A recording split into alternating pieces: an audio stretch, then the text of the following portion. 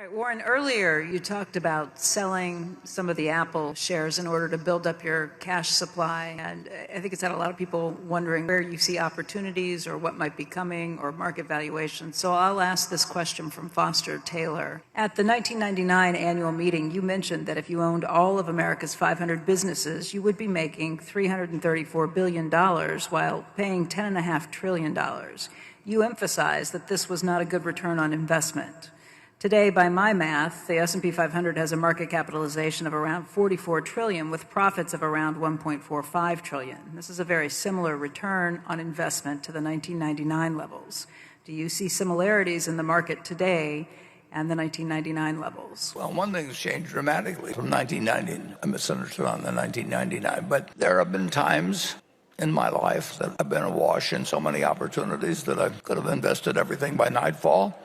And then there's other times when the year goes, well, not in the early days, but now we haven't seen anything that makes sense, that moves the needle. Now, we've made small acquisitions during the year. Our companies have made acquisitions, and Greg and I may talk about something that involves a $300 million purchase or something like that. And if it fits well enough, we do it. And if our managers see things that fit them, we want to look at them because our managers do not have necessarily the same equations in mind that we do. But there's some managers which we would handle whatever you decide to do, and then there's other managers that would not know how to allocate capital particularly. They don't have to be able to be great capital allocators if they happen to be great at serving customers and understand their own industry and all of that.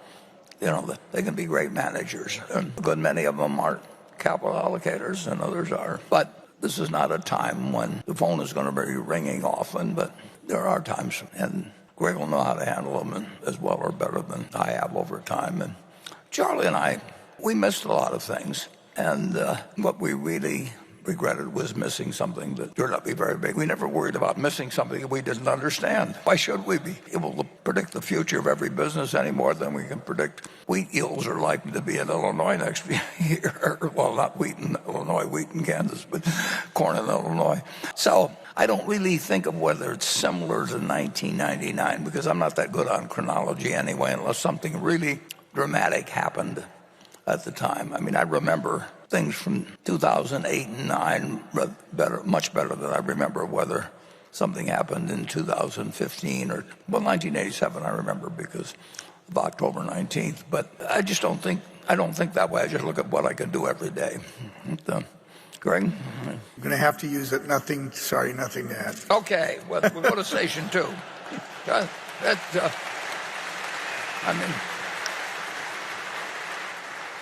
It's nice to know what lines you can get an applause for.